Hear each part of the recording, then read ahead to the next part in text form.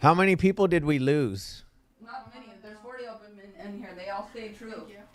You know what? You guys are loyal, and we appreciate y'all for staying in the fight. Staying in the fight, because this is how we actually stay sober. Right, Von Lewis? Lord knows I would have freaked out and left. I'd have been like, oh, I guess. Later, no meeting. I'd have been like, oh, God's will. I guess I'm out of here. Yeah, no meeting tonight. No meeting tonight, baby. Yeah. That's a sign. Dude, I feel like I'm exiting out of this phone call. Anyways, it's not the first time that this has happened to us. So some of you have been here before when we've had some technical difficulties.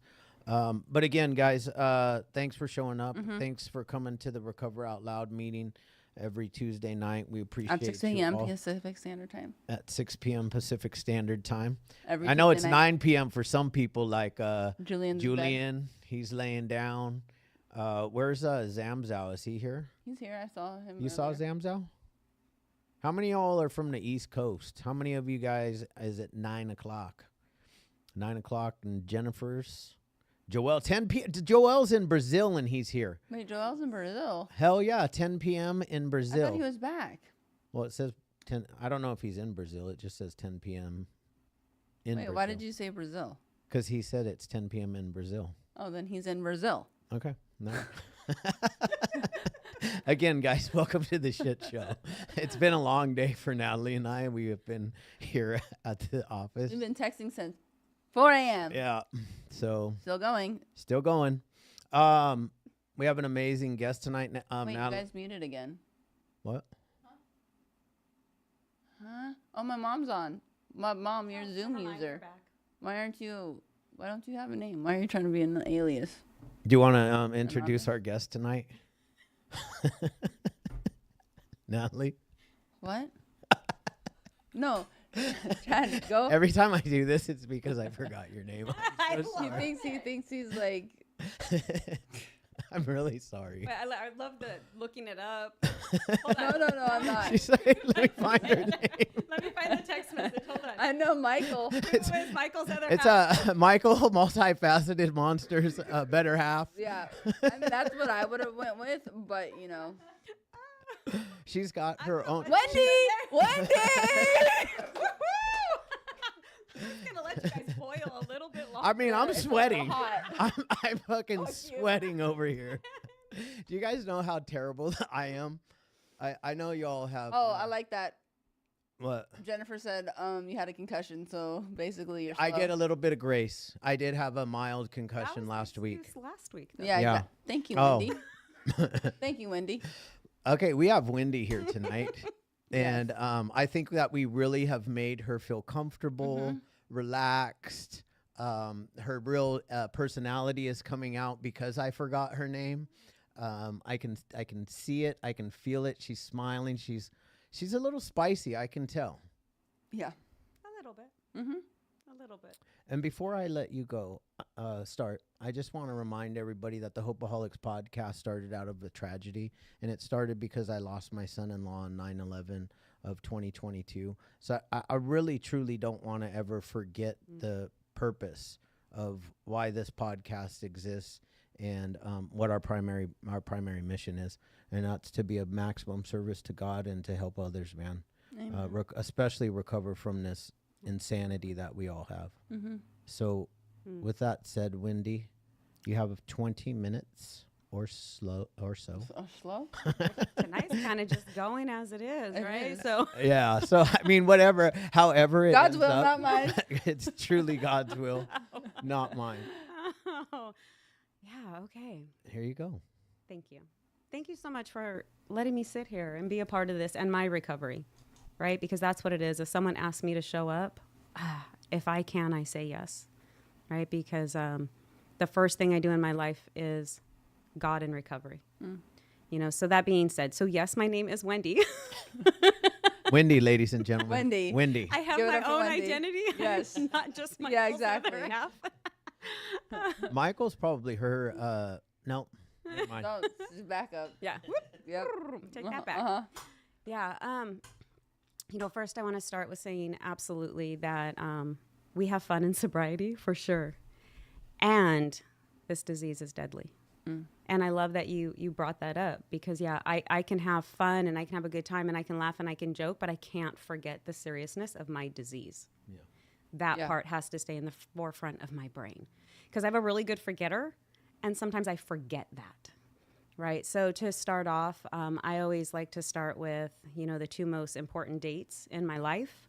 And that first one is my sobriety date, which is 1/19/19. I love the way it rolls off my tongue. Right. I'm like, that's a good one. It's going to stick. It's not my first one. So I pray every morning that it sticks. I wake up, I thank God, and I ask him to join me in my recovery. So that's, the first date, and the second most important date is today. Because I realize I only have today. So I have my sobriety date and I have today. And what I do with that, looks different every day. I can take you back. It's so funny because, before I got here, I had an hour to drive here. And I was thinking, what am I going to say? You do that, right? Yeah. The talk in the head. All the things I wanted to hit, this point, that point. And then as I hit the door, I said, okay, God, it's not about me. It's about you. And whatever you want me to say, I'm willing. So everything I had practiced and planned, I just agreed that if it was meant to be, it was going to come out. And so I just said, okay, set it aside. I know my story. I don't have to practice it. I just have to be honest. Yeah. Right. And sometimes I struggle with that, right? Honesty, right? Yeah. I remember when I came into the rooms, I used to say in the very beginning that my first drink, I started drinking when I was 9. That is so not true. I did not start drinking when I was 9. Did I have a drink when I was 9? Yes. Did I start drinking? No. Right? Then I changed it. I was 14. Still not the truth. And I think it's so funny that when, you come into the room sometimes that everyone tries to one-up each other with their bad stories. Like, if you got a DUI, I got a DUI and took someone out. Like, why do we do that? Right? Like, one-up someone on their tragedy. So I have to remember my story, right? My story is not to impress anybody. And I don't want my story to get any more interesting because for it to do that, I'd have to go back out there, and I'm not willing to do that. I will not give up what I have today. So the truth is, I started drinking when I was like 18, 25. It was way later. I don't have too crazy of a story. What I do have is a lot of childhood trauma. I have a lot of disorders. I have a lot of things that I ran from, that I tried to hide from and push down. And eventually it brought me to drinking and using, right? So I believe, and this is my opinion, and I always say that this is my opinion, that I have the gene, I have the genetics, it's in my history, it's in my family. And I believe that at some point in my life, the switch got flipped, and so, there was times where, did I enjoy my drinking? Hell yeah. I drank socially. I had a good time. I had a fun time. But there was a time in my life where I absolutely know where that switch was flipped. What I do know about myself from doing the work is that at 9 years old, when my mom said, don't touch that stuff in the refrigerator, she said, that's for grown-ups. Don't touch it. I thought, don't tell me what to do. So I started with defiance right off the bat. Don't tell me what to do. So I remember the first time I did experience alcohol, it was Bailey's Irish Cream. Oh my God. And I drank so much of it. To this day, I cannot smell it without getting my stomach turned. So that was my first experience. My second experience is really interesting because I don't know where it came about. I do not know why I was 14 years old walking to high school and thought it was a good idea to get a tumbler of orange juice and vodka. My parents were not drinkers. It was not in my home. It's in my genetics, but I did not see it in my house. But there is that little spark that I remember my parents saying that bar in that room was grown-ups and you don't touch anything in it, right? So again, the second time I got drunk was 14 years old, freshman year. And that was a shit show. So welcome to the shit show, right? Yes. Like, I'm familiar with the shit show. Us too. I don't know why I thought it was going to relieve any fear or anxiety when all it did was make me confused and lost and put more fear and anxiety in me. I stayed away from it for a while. When I was young, I did experience some trauma, some sexual trauma, and I can tell you that is not why I'm an alcoholic. Did that happen to me, and was it a part of my life where it sent me on a different path? Absolutely, but it's not the reason I'm an alcoholic. But it is a lot of the reasons why I felt unloved, unworthy. I felt like that's when a lot of promiscuity stepped into my life. So I was 11 years old when this happened. And I was held in a house for a school full day and just completely violated and attacked and abused.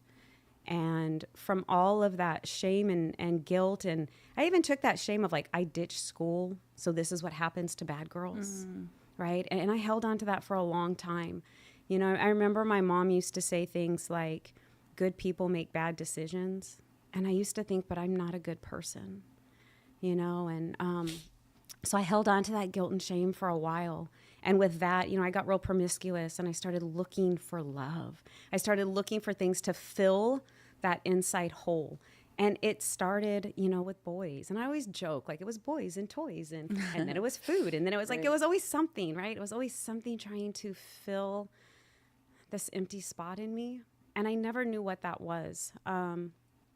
You know, so fast forward, and honestly, like my life turned real grown up real fast. I had my first child at 15. Oh, wow. And, you know, that was an experience and a half. So freshman year, I got pregnant and had a baby because what was I doing? I was looking for love from him. I was looking for the attention for him. You know, at that point, I was doing a lot of self-harm. You know, so I already talked about the promiscuity and already, you know, but I was a cutter. I was someone who dealt with really deep depression. I always wanted this outside pain to fix this inside pain. So I did a lot of self-harm and a lot of self-sabotage. I started getting into eating disorders. Like it all started in different ways. It just manifested in different things. You know, I love the whole recover out loud and that we're recovering from everything and something, and maybe it's drugs or alcohol and maybe it's this addiction or that addiction, because for me it always comes down to, you know, trying to fill the inside with outside shit and never knowing that the inside job was God. Like I couldn't see that. And you know, so, you know, keep going forward and I'm having babies and I get married for the wrong reasons because I don't want to be pregnant again for the second time. I don't want to do this by myself, you know? So first, you know, husband was for the wrong reasons. And of course it didn't end up right. But again, I thought if I played this role, like if I just got my outsides looking right, everything else would fall into place. Now I have to tell you at that time, I was, I don't know, about 250 pounds. Oh, damn. Maybe 275.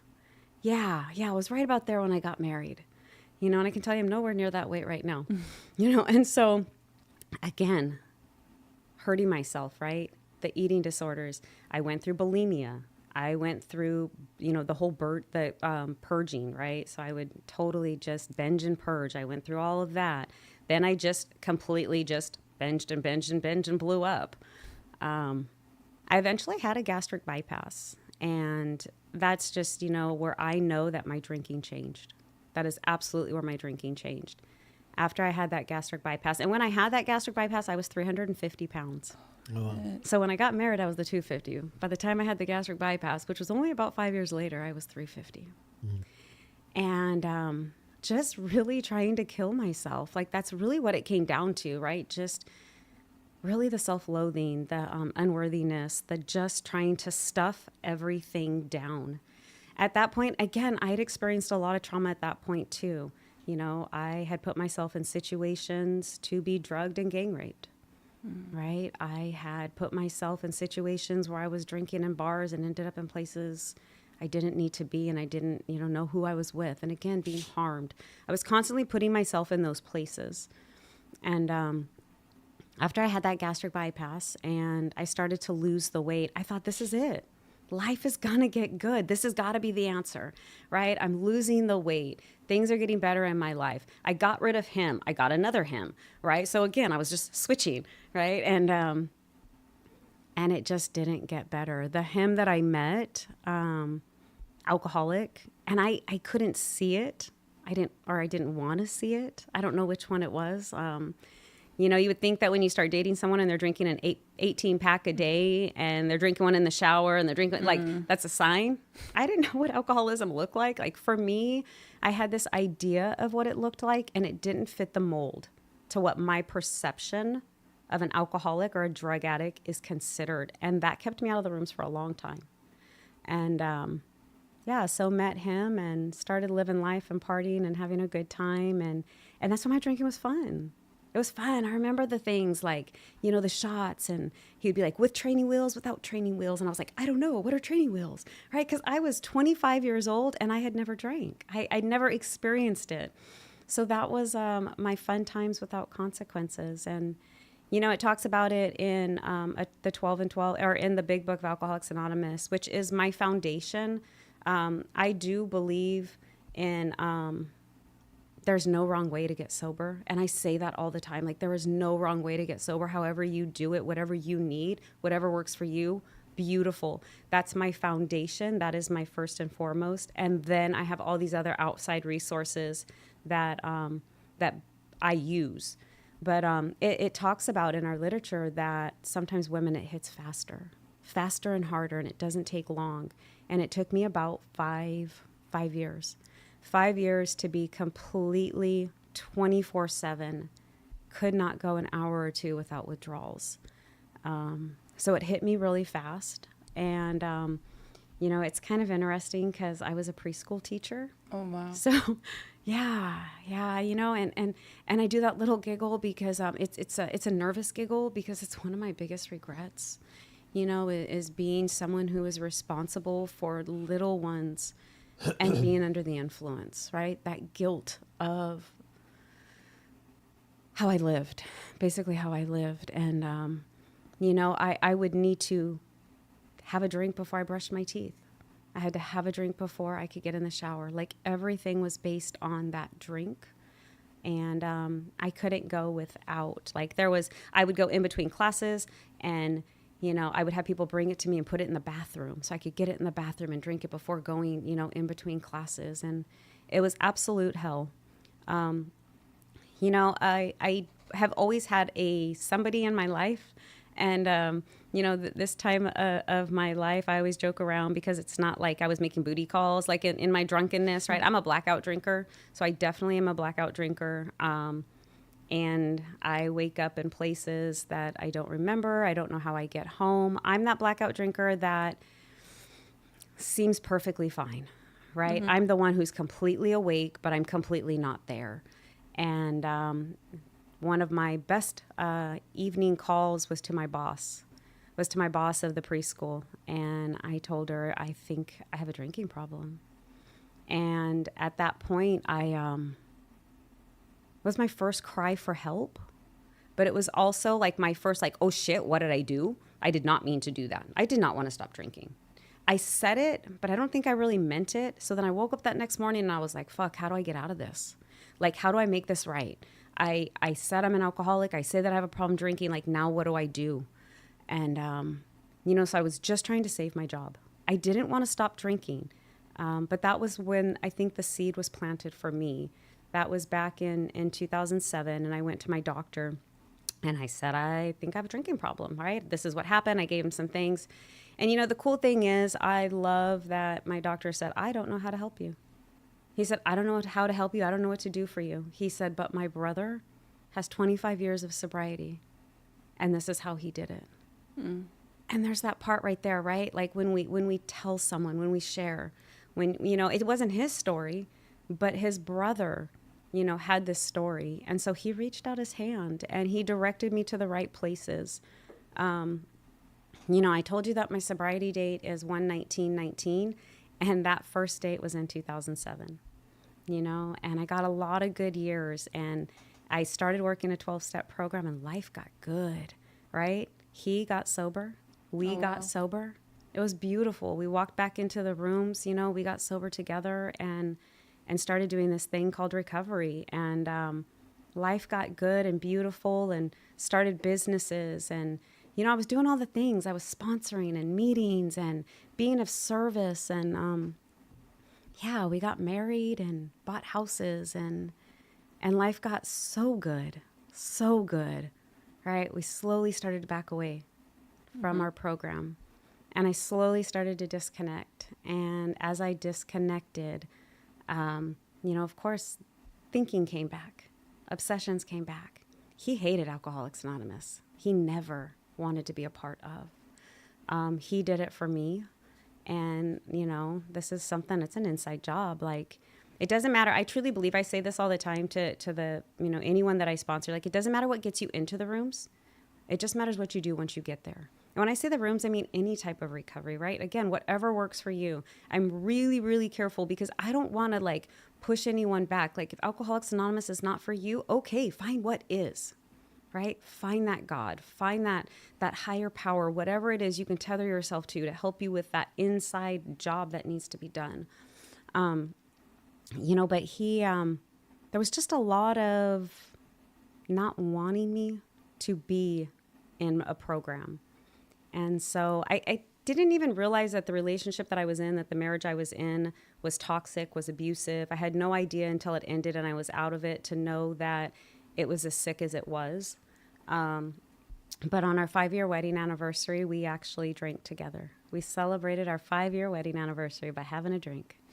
And that relapse for me lasted a year. And it was ugly and it was dark and there was a lot of self-harm. And there was a lot of behaviors that was demoralizing. And the way that I hurt my children and, you know, a lot of stuff that I've had to work through, that they've had to work through. There's been a lot of amends. There's been a lot of trying to be better today for the way that, you know, I acted in those times of drinking and relapsing. And, you know, I was out for another year and made it back. And I have to say, like, I'm so grateful for the people who welcomed me back. I'm so grateful for the people who said, we get it. Like, I understand. You know, it doesn't have to happen, but we understand when it does. Like, no one shamed me. No one shot me in the ass. Like, none of that. And so, you know, I got back in there. And, you know, it's kind of funny with my story is it gets kind of mushy and ugly because I don't know, like, it kind of mushes together because I am a blackout drinker. And there is a lot of other stuff that I did with my drinking. Sometimes my dates get all messed up. So I'll be telling my story and people are like, that didn't happen like that. Like that happened, then the other thing happened. So I just kind of try to tell the timeline as best as I remember. You know, so I came in and out. So I do have 3 sobriety dates. But what I can tell you is when I had that year sober, I really lost myself emotionally. There was times where all I wanted was for him to get sober, for him to get better, for him to get clean. And I literally took myself off of my program in God and I started focusing on other things. And when I started to try to control everything else around me, I lost my connection with my God. And the minute I lost my connection with my God, I lost myself. And there was just a lot of chaos in our house, a lot of abuse, and I was finally done. And I just had, you know, had enough. And so I decided that I needed to end the marriage and I needed to end the relationship and move on. And when that happened, you know, I ended that. And, you know, the thing with addiction is, you know, it does have those painful, dark moments, and sometimes the hopelessness is bigger than the hope. And so what I can tell you is that for me, and that year sober and him drunk and using and in his worst place of his life, I decided to choose me and I decided to choose recovery. And when I did that and I decided to end this relationship, he decided to end his life. And so that is how our marriage ended. Our marriage ended with him taking his life. And I was a year sober and I had no God and I had no program. And it wasn't long after that I relapsed. And so then that was the last relapse. And so, you know, from there, all of a sudden I started to realize that he was gone.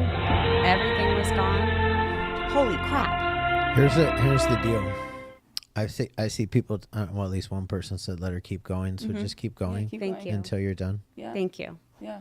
Thank you. You know, at that point when I just felt like he was gone, the kids didn't live with me anymore. Everything was gone. And I realized then I had started drinking and using again. And all of a sudden I realized, like, it's me.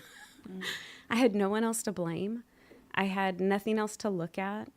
And I think it was the first time truly in my life I'd hit my knees. I rolled out of bed, I hit my knees, and I cried out to God. And at that point, I was completely suicidal, didn't want to live. And thank God for family members who rescued me and locked me up, you know?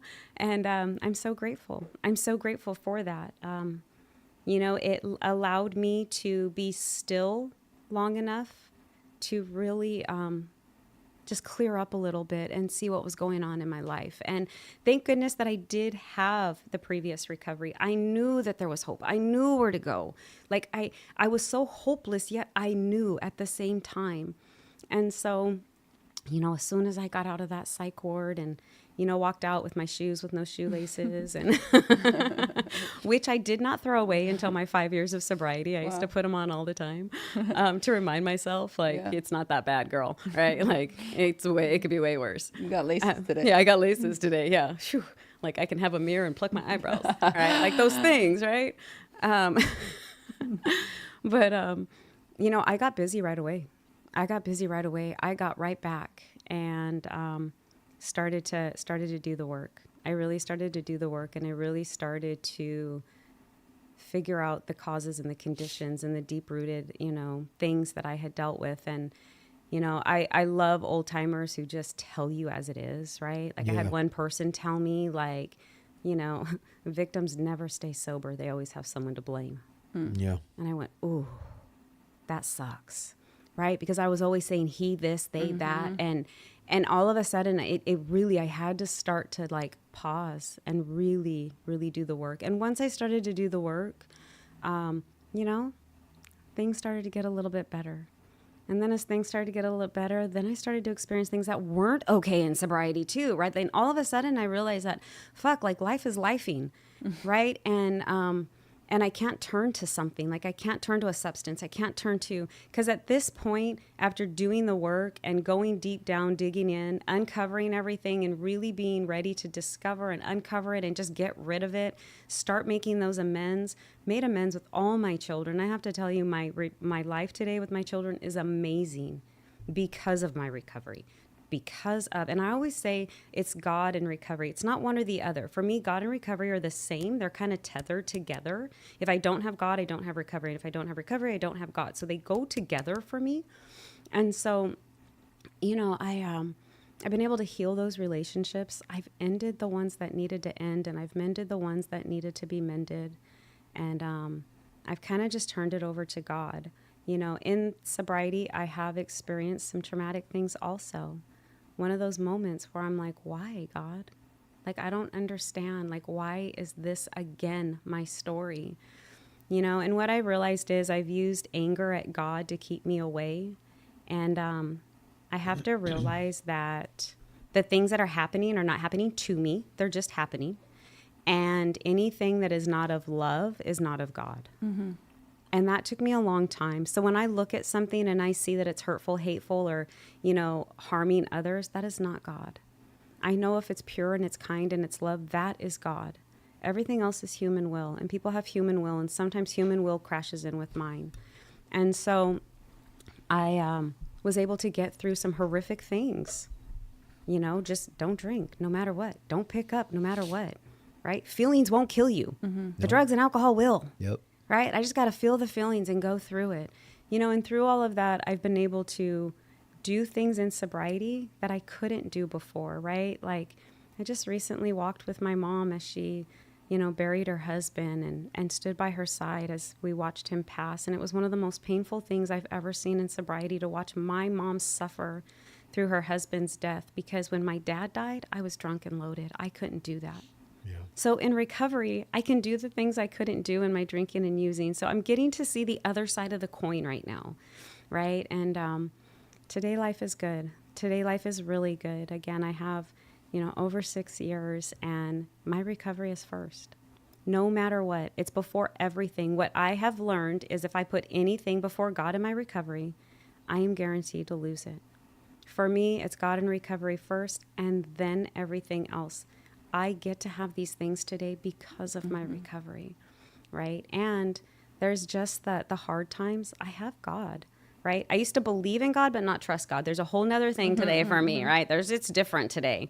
So, I've been blessed with new love. I've been blessed with a new jobs, right? Like, so today I actually work in recovery. I'm in fitness, right? So I can tell you I've lost over 200 pounds and things have just come full circle, right? Things are just coming full circle, like to where my life is right now. It's so fucking beautiful. And sometimes it's hard. And that's okay, right? It's both sides. But like I work in recovery. I do, yoga and meditation and recovery centers, and I get to teach fitness to all ages and types. And it's so funny because I speak 12 steps, right? This spiritual program. People always tell me, what is different about you? They always want to know, like, what is happening, right? It's like, and they have no idea that I'm just 12-stepping the world. Like, I have no idea. Like, I just speak this, right? I live and breathe God in recovery. So, yeah, today life is good, and I love what I got. Well, thank you so much. Yeah. Thank you for everyone for letting me go over. I appreciate that. Thank you. We practice these principles in all our affairs. Absolutely. Right? Yeah. What an incredible story. Dude, I could listen to you talk all day. You have a very like soothing voice to me as well. Like very captivating. But you said that you speak the 12 steps like in your day to day. That's just the Holy Spirit living through you. Absolutely. People can feel it. People can feel the energy. They can feel the shift. They can feel the change. It's like, it's a beautiful thing, but it works if you work it. That's it right there. Because I've done it the other way too. I like how you said you coined like the God and recovery, they go coincide. Same with my recovery as well. But I also like that you say, because we believe it the same, like, and we say it on the podcast a lot, is there's no one way to do anything in life in general, whether from business to relationships to opening up a business to your recovery. It's like everyone speaks their experience, strength, and hope, what works for them, and then you take and you do what works for you. Absolutely. And I love that. Yeah. Your story is great. It's incredible. Thank you. Yeah, I mean I really enjoyed your share. I really like your voice. I just saw Chuck's comment. What? She's the Zen master. Yeah, Chuck. I felt it too. Thanks, Chuck. I felt like I could really just really listen to it, and like you can feel your peace and like your truth and your honesty. I was kind of like laughing within myself how we like to lie. Like, or at least I was relating to that part because it's like, even when I first got sober, I would lie about like what I ate. Like, what? That's weird. And not even know why. Like, and not even have a reason to. Exactly. So it's like, what were you talking about? Like, I ate chicken and rice, but you had a hamburger. Like, no, bitch. No, it'd be the opposite. What? I didn't have a hamburger. I ate your chicken and rice. But it's funny though how it just comes out. And crazy. I don't know how many times today I'm like, that's not the truth. Hold on. I just lied. Yeah. Totally. I love recovery, man. too. And like it's been like Thankful. a beautiful day of recovery today. It has, huh? Yeah, it started early for me, man. And everybody that's come in contact with us today that has, sat there in that seat, because there was other people, we did a full podcast today, and it's just been like, you could tell people have done the work, and you can tell when people have done the work.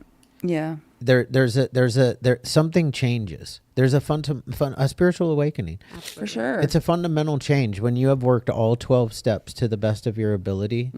Something happens, and you're no longer that same person anymore. I mean, it talks about it in Chuck. Where does it talk about it in the Alcoholics Anonymous book? It's on page 777 in the narcotics. No, I'm just playing. I'm not one of those people.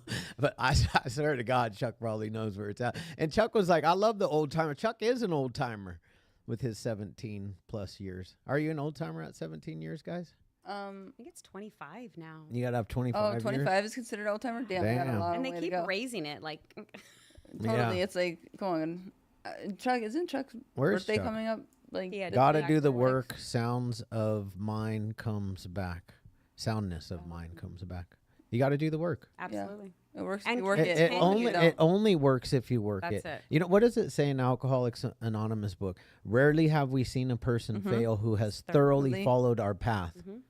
Rarely. And it says those that don't, they cannot or will not. That's right. Well, and it's the thing is you have to keep working it too. So as I'm changing and growing, I can't just Totally. be one and done. Nah. Like, of course, so I'm changing and I'm growing, which means I have to continue to do the work and keep showing up and keep, having this spiritual growth. That's where I failed. Same. Is once I stopped enlarging my spiritual growth, it stopped and I got disconnected. For sure. And then that's when, it says when we disconnect, it comes back. And Right. instantly. So Yeah, because it talks about that. We have a daily reprieve, man. absolutely. Yeah, because our forgetter is a big one. But bro, if I don't do Like, my no shit, you're bad. Like, you're bad. Don't forget. Like, no. Sit your ass down. You're bad. You know? I can't fucking forget with Natalie around. She like reminds me on a daily basis. God damn. She was talking to me right there, you guys. So many hands. I know. Oh, we got yes. some Let's hands. get into it.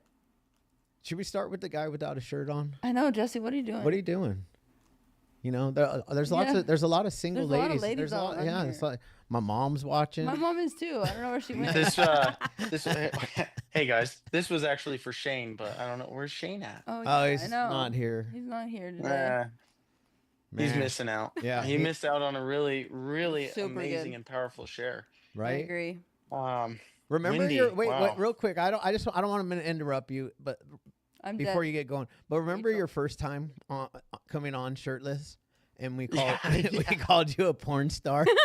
I missed it. We were like having a blast that day, bro. Oh my god. And here you are. You stayed, man, and we appreciate that. So I want to say that we appreciate you staying and being a part of this meeting ever since that first day. Okay. I appreciate you guys for allowing me to show up without my shirt on. Yeah. But man, Wendy, such a powerful, amazing story. Soothing voice. You like everyone was saying. You can tell, like you could feel the peace within you. You really do speak the 12 steps.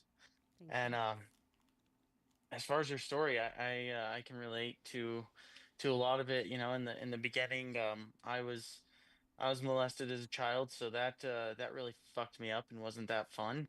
But it's uh it's crazy that you said it's not the reason you're an alcoholic, and I had never considered that. So that helped me a lot to really take a different approach to how I look at what happened. So thank you for that. That's amazing. And as far as like I felt the same when I was a kid. Didn't just didn't feel right even before that happened. Like something was missing big time. Took a long time for me to realize that it was a loving God. Now I had God in my life before, but it wasn't a loving God. And thanks to this program, we were able to find a loving God. Yeah. And Amen. it's not always pretty, and sometimes it takes a few tries. And you know I relate to letting the program slip away. I've done that multiple times, uh, and every time I remind myself that that's how we go back out, right? Like it works if you work it. You have to constantly work it. Like even if you do the work and you're in a good spot, we got to keep doing this. Like this is where it's at, right? And this is where it starts. Um, but yeah, I really really appreciate your share. And like I always say, there's no one right way to recover. So Absolutely. whatever you're doing, just keep doing it. Thank Thanks, you guys. so much. I love that statement, man. Whatever you're doing, keep doing it. Right. Whatever if you haven't drank or used today, whatever you're doing, keep doing that. Exactly. Even if you're holding on for dear life, keep doing that. And then maybe pick up something. God is good, man. I'm with you though. Like God and recovery are one and the same. Yeah. I can't have one without the other.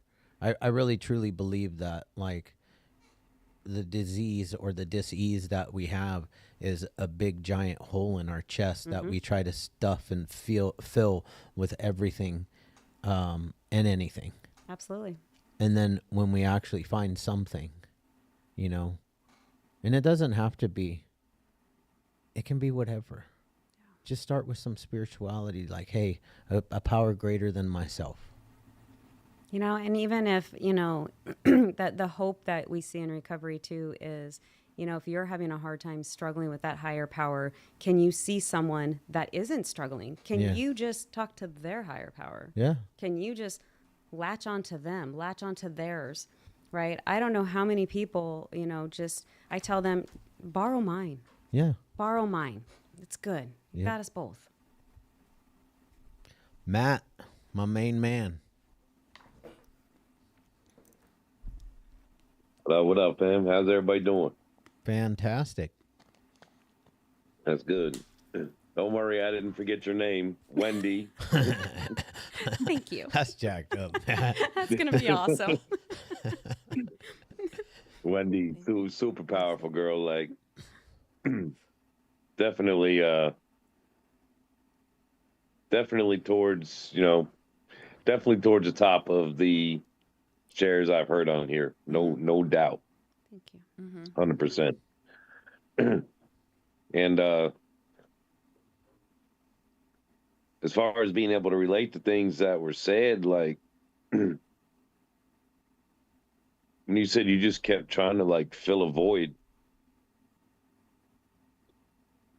and that's that's definitely something that I did. And you know, be it with substances, be it with females, be it with whatever it may have been, I just never felt complete. It's never felt complete. And you know, even when I first got sober, I still didn't feel complete. And now today, that's not true anymore. I definitely feel complete. And that's all because of finding God and turning my life over. That's the true completion. And I just can't see myself ever turning back. The happiness and the things that have been provided for me since finding, and just the peace that has been provided for me, not monetarily, things like that, just the peace and the inner happiness after finding God and actually putting in time and hitting my knees and doing what I have to do. It's the most beautiful thing I've ever experienced in life. And there's definitely not just so it was funny listening to everybody say there's, you know, not one way to recover. And there's so many different paths, and there definitely is. But there's a song out by rest in peace, he just passed, Joe Nesta, and a hip hop artist, Kalichi. And if anybody gets a chance, go listen to it. It's called "Recovery in God," and they speak pretty much exactly the same words that were going on here tonight. And whatever you're doing, hold on to that shit, man. Hold on to that shit. Keep pushing. Don't give up on you. And you already know this world is a better place with you in it.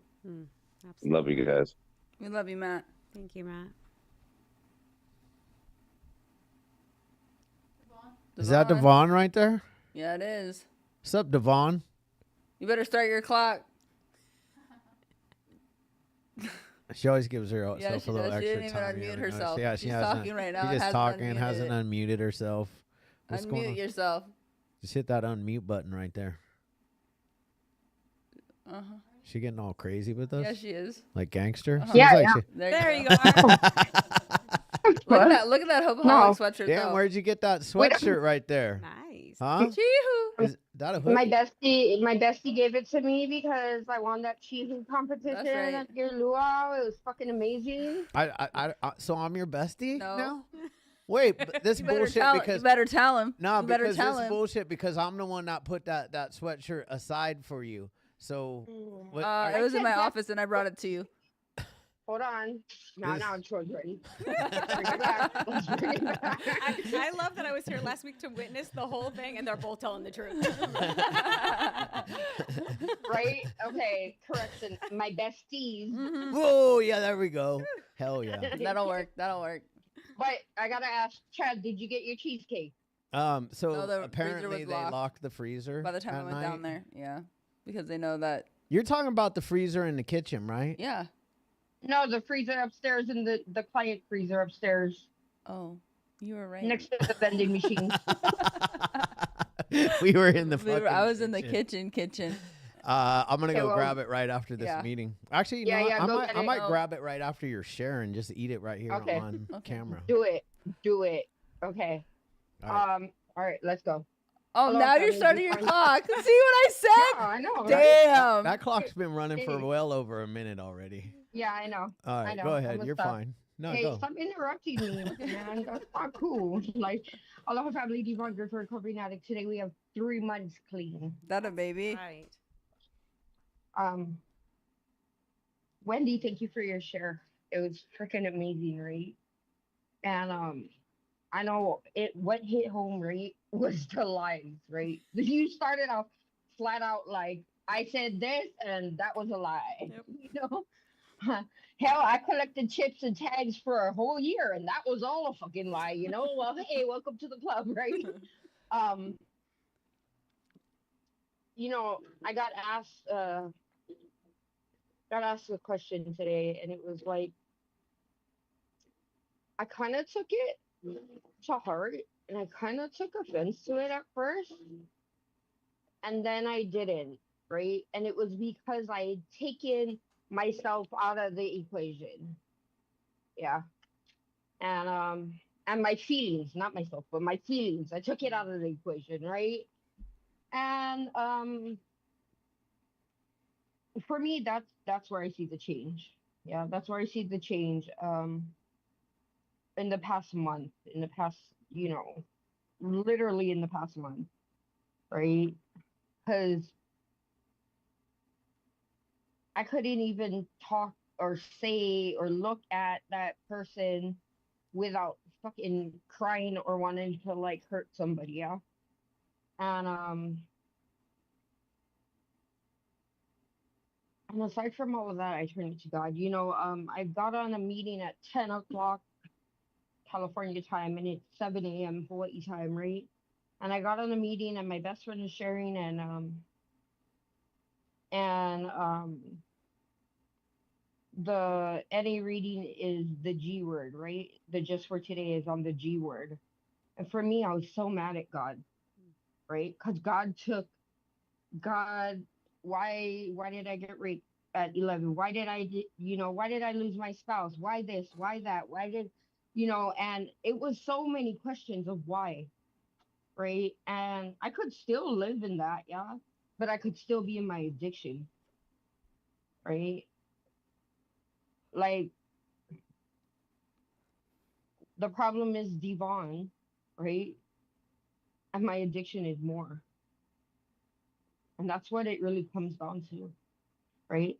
But instead of living that way, I choose a new way to live. Yeah. I choose to stay clean. But it's only because of God. My God and recovery goes together hand in hand to me. Really, really. And that hit home too. Right? And it's thanks to Hope by the Seas that I'm still here. Right? It's thanks to your program that I'm still alive and breathing. Because if it wasn't for Hope by the Sea, I wouldn't be here. Right? I wouldn't be here. Today, I thank God every day. I wake up and my knees hit the floor too before my feet hit the ground. Right? I have a higher power today. And I truly, truly believe that it's because of him that I am still here. I'm breathing. And he has a purpose for me. So with that, I will shut up now. I love you guys all. Have a beautiful, beautiful evening. We love you. Keep on for recovering addict 3 months clean today. That a baby. Aloha. Congratulations. Chew. That's amazing and beautiful. That share was beautiful. I was actually really enjoying that. I couldn't believe that the 3 minutes had already expired. We love you, Devon. We went from Devon to Von Von. Oh my God, how funny. What's up, everyone? Are you in the bushes? Why are you hiding? Where are you? Oh, lots of It's sound. a palm tree back here. Oh, back here. Looks back nice. here. A park? Outside? He's outside. Man, Sorry, Von Extra Von. rain through the screen. Yeah, we're out of control. We love you, Bon Bon. He loves I- us too, I but he's will- frozen. we are, and it's all in love, and we just laugh. It's amazing. But anyway, Vaughn, grateful recovering addict, alcoholic. Wendy, that was absolutely amazing. That's so just powerful. Absolutely right when you said I lose my connection with God, I lose myself. Yeah. Every single time. As soon as I get that disconnect, if I don't get on that immediately, itself will run riot every single time. And I like to crash and burn as fast as possible these days. Apparently, it's not really fun anymore. But another thing you said is, you got to feel these things. And I'm a firm believer that you have to feel it to heal it. Mm. And I thought for so long, like, oh, I'm over a whole bunch of things. Like, oh, I've let this go. I've forgiven this person. Well, just last week, I saw someone that I thought I'd forgiven, and someone had to walk me out of the room because they thought I was going to attack the person. So I'm learning that I really, really have to stay on top of this whole spiritual thing every single day and go to God every single time I'm starting to feel a certain type of way. Because my way, it's not good. So every morning I pray for his will to enter me before mine does, or else it's off to the races. But I'm just really happy that there's this meeting here, amazing speakers such as yourself, everyone that jumps on and shares the group chat. It's amazing. This has truly become my family, and I love each and every one of you guys, and that's all I got. Thanks for letting me share. We love you, Bon Bon. Yeah, you know what I've realized too is that dealing with things that come back up, as even as I get a little bit of time, like things are still being uncovered and things that I thought were healed are not healed, and just giving myself that grace and space to grow and learn. Something happened to me a few years ago, and I was just like, I thought I was better than this. Like that was my answer. Right. Like I thought I was better than this, and it's like, no, girl, stuff is just resurfacing. It's not better, or it's just dealing with it. And so it gave me a great opportunity to feel those feelings, right? Feel them, process them, work through them, and then move on. No, for sure. Kelly. Hey guys, how's everybody doing? Thanks for having me back. I'm finally back home in my comfy bed and not on a mattress made of plastic. So it feels great. I'm 104 days sober today. I spent That's the 4th right. of July at day of the big 110. That a baby?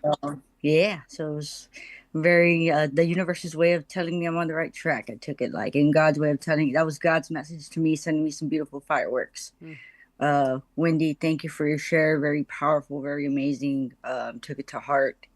Going through therapy and recovery, recently getting out, it dredged up a lot of stuff that I buried deep down, and a lot of hidden trauma that I thought was normal. Being from a Hispanic household, growing up the way that I did, the abuse that I suffered was normal to me. It definitely still bothers me, but hey, it is what it is, and it isn't the person that I am now. And if I have kids, it's not how I'm going to raise them. I'm going to choose to break that cycle. With that being said, I definitely have a lot more work to do, but I do leave it up to God now. and I sleep with the Bible by my bed now, literally by my bedside. It used to be a bag of Coke and a beer, and I traded it for a Bible. There you go. Yep. Good switch. Yep. Yeah, good, excellent switch. So I traded for a Bible and a rosary, and Love it. it's definitely working for me. Yesterday I had some weird, messed up dreams. I didn't have my hydroxyzine.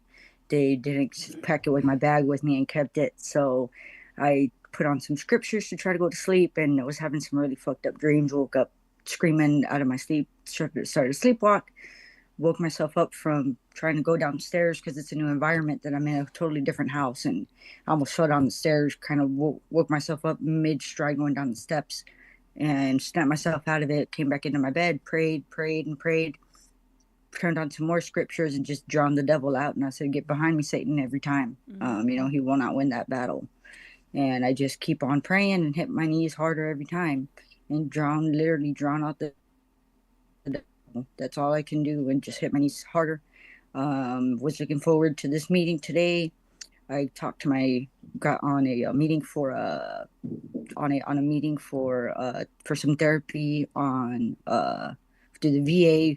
They said I have a lot of group support, so I have you guys. I have Celebrate Recovery. I go to a church group on Mondays. Go to church every Sunday. So I have 4 group supports. So you don't really need any more group support. We think you'd benefit from a one-on-one. So I have a one-on-one every other week now. So thank you guys, all you guys here, for being a part of my sobriety journey. You guys have literally been with me through my rehab stuff, and now continuing me now on my outside. So thank you guys for my support, and I'm very glad that I stumbled on this through the algorithms through Instagram. So thank you for the World Wide Web. Yeah, I never thought I'd say that. Thank you, IG gods. Yeah. Yes, the IG gods were Wait, listening. Kelly, before you go, did you dress up as an old person? Yes, I did. That yes, a baby. And I 100 actually, I borrowed one of the walkers from one of the elderly there. She let me borrow her walker for the day.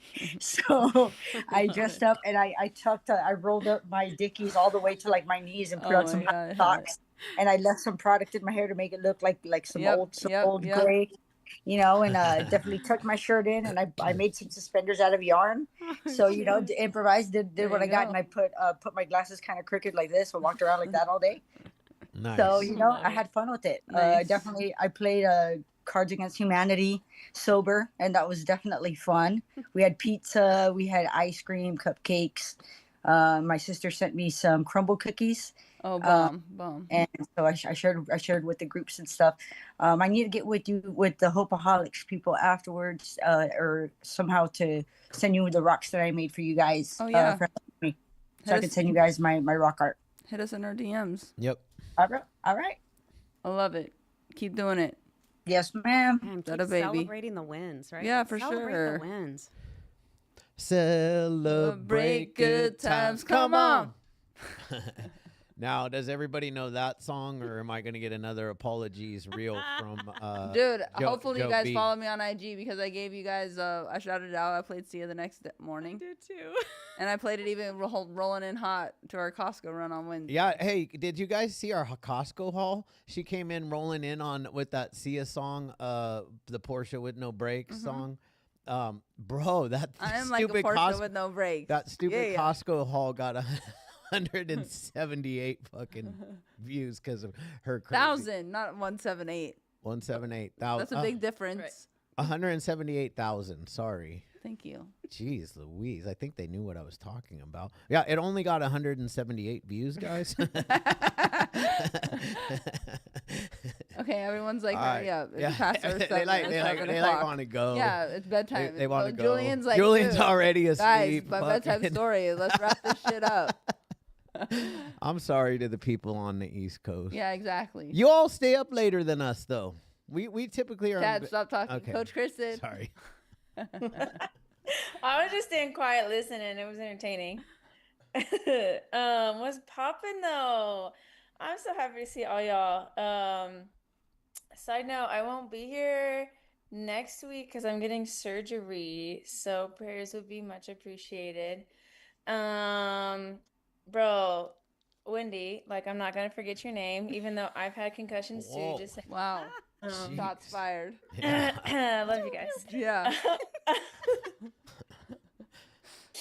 Why you want to do us Yo, like that, Kristen? Damn. That I'm ain't the first sorry. one. Listen, I love you guys. Yeah. Um, yo, I feel like, when God be like, okay, listen, like I'm literally trying to tell you something, like I am here for you. I said, okay, because this week, like almost all the meetings I went to about either step two or anything, like higher power, all that stuff, I said, okay, cool. And then like the just for today was like the G word, right? For through like NA stuff. And I said, okay. And then at therapy today, like I had my one-on-one with my therapist, we was talking about some stuff, and then like sobriety came up, clean time, whatever you want to call it. And then we was talking about like, oh, well, we should incorporate faith, right? And so we started talking about like scripture and like how to go to it, like when you having like the urge and all that stuff to use, drink, whatever, or like for me, like my mental health stuff too. And then I literally told her, I said, okay, I guess God's saying like, listen to me, stop being so stubborn, you know? And then tonight you was like, yo, ask God to join me in my recovery every morning. And I was like, I ain't never heard that before. And that is like phenomenal, because it's like, yeah, like let me ask God to join me like in my life. But I never was like, okay, God, like literally join me in my recovery every day. Like, I don't know why that was just like a big to me, but man, I appreciate you saying that, because I be having like this notebook with these quotes in it that I carry around with me. So you made it into the quote book. I love that. Um, That's God. but Not by chance. Not by chance, right? That's God. yo, for sure. And I just want to say like thanks for just like sharing and like letting God speak through you, because I'm gonna say like definitely needed to hear it, and like yeah, I just appreciate it. And when you were saying like trying to feel the inside, I can't really quote, 'cause sometimes I'd be forgetting too. So like trying to feel the inside with the outside shit, but then you didn't realize the inside shit you actually need to feel with God. Like 100% like realizing that right now. Like yeah, I just appreciate the share, and thanks for letting me, chit chat, and hopefully I might see you guys next week if I'm not too crazy, but I don't know what that was, but He does this every time. I just don't yeah. get it. He Something likes to something fondle fell the something mic. fell off my Insane. mic. I wasn't fondling Well, it. we'll pray for you, Kristen. Yeah. Everything's gonna be all good. God's will, not yours. Kathy, and then Christina, you bring us on home. Okay, hi, Kathy, alcoholic. My girl Kathy. I know we're running. Your brother I wanted. is here. Yes, he's on there. Yep, I see. Unless he him. had to go pick up his Nope. daughter I'm from staring work right or at some him. shit. Right on. Oh, cool. Right on. That's awesome. So I've heard so much good things. And I don't want to be all over the board, but thank you, Wendy. So powerful. I touched me deeply, and I mean everybody shares, but mostly what I'm being led to share about is, the sexual trauma. I feel that most of us have some sort of sexual trauma.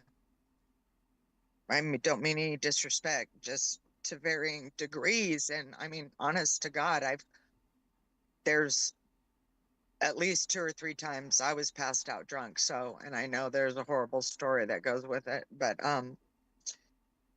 I just feel that we have to do the work to move through it, get past it, so our story can help others, and my experience, strength, and hope.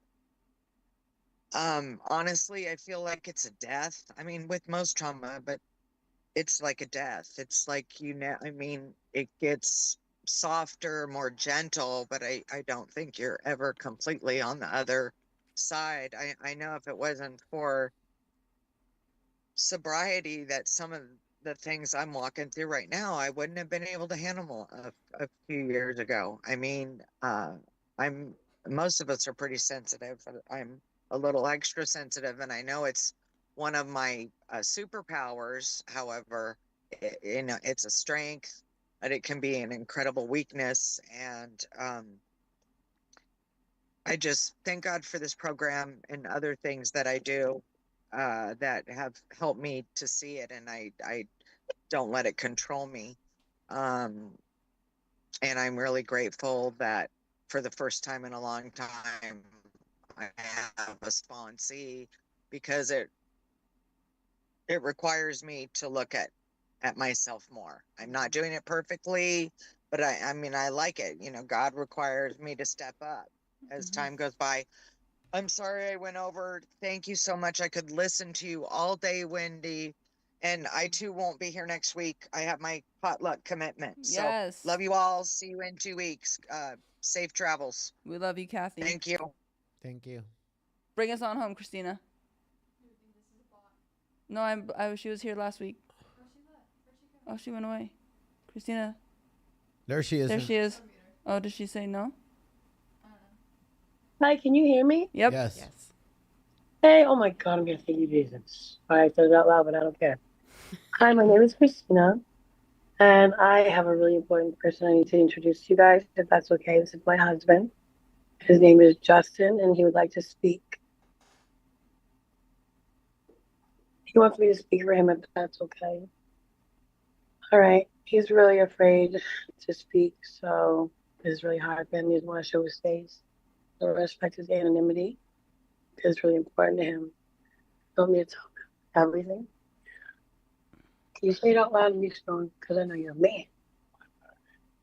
Yeah, he's a man. You know what to do. My name's Justin, and I'm an alcoholic. Hi, Justin. Hey, Justin. I've had a problem since I was a teenager. I'm 36 years old now. At a very young age, this substance turned from something that people do to be happy and hang out, have a nice time, to something that I used to deal with extreme pain. And whenever I use this substance, I get too deep into my head, and people that care about me become my enemies. And inside of my head, I think things that aren't real. And I lash out and I hurt people that I care about. And within the last year or so, I've hurt a lot of people in my life that mean the world to me, more to me than myself. And this is my rock bottom. I've done awful things. People have looked me in the face and told me that I'm a monster. And for the first time, I see it. This isn't the first time. And I'm just doing what I need to do for myself and for my family. And I appreciate you guys taking the time to listen to me. I've tried this before. And I get afraid. I get scared to tell people about me. I get scared to let people know what goes on inside of my brain. And I pull away and I give up and I go back to what I always used to do. And that's be alone in my head and drink. Drink until I don't remember where I am or how I fell asleep that night, where I fell asleep. And I'm gonna try to do the right thing this time, the best that I can. And that's all I can do right now. I appreciate your time. Thank you. Thank you, Justin. You're in the right spot. I'm glad you're here tonight. That's all we can do is show up. And let me tell you, you are not alone. Trust me. If all of us shared every single thought that went through our brain, the world would be mind blown. So people might say that you're a monster. You're not. And you said you hit your rock bottom. Good. Because the only place you can go is up. So it's like, it's a beautiful thing. So welcome. Put your number in the chat. There's plenty of guys in here that would love to, send you a text, give you a call, let you know that you're not alone and you're in the right place. and we got this thing a day at a time, and we walked through this together. So I'm glad you're here. What a way to, I love that we ended on that one. Absolutely. But before I forget, not only thank you, Wendy, but I wanted to also, because I've been getting some DMs, and then shout out to Matt because he just called me out. We do have merch. We do have Hopeaholics t-shirts that we just got, and we do have NEM Recovery Center t-shirts as well. So you guys, if you want one, we're going like a old school version. Yes, we have our website, but Chuck hasn't come in yet to put the new inventory up, but you can shoot us a DM. Yep. And we're just going to do it old school where you just send us your size, your address, and then we'll give you the Hopeaholics Venmo. And because you guys are a part of our Recover Out Loud, we should give a discount. Well, we're selling them for 30, but no shipping or anything. Oh. So, yeah. Well, then you go. $30. $30. Out the door. Out the door. They're nice. They're dope. They're dope. I rep the NEM one. Yes, he does. And the Hopeaholics one at the gym like almost every day. One of the two. But we absolutely love you guys. I know we ran over tonight, so we appreciate you, but we don't like anybody to, if they their hand is raised, we want everybody to be able to share. Perfect example is going out on Justin Share. It's important. So every Tuesday night, tell your friends, tell everybody. I mean, my mom was on tonight. I know Miss Penny's on here watching on YouTube. So it's for everybody.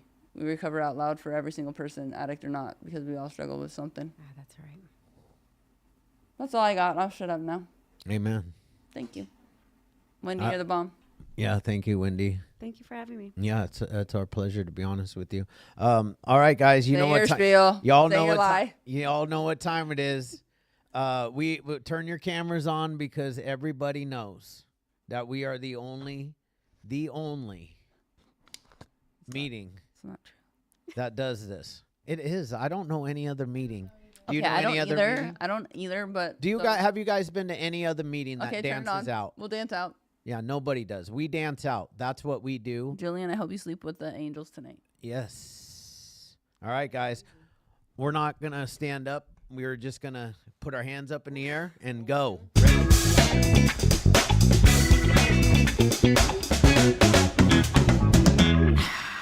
God, grant me the serenity to accept the things I cannot change, the courage to change the things I can, and the wisdom to know the difference. Amen. Amen. Keep coming back. It works if you work it. It won't if you don't. See you guys next week. Damn.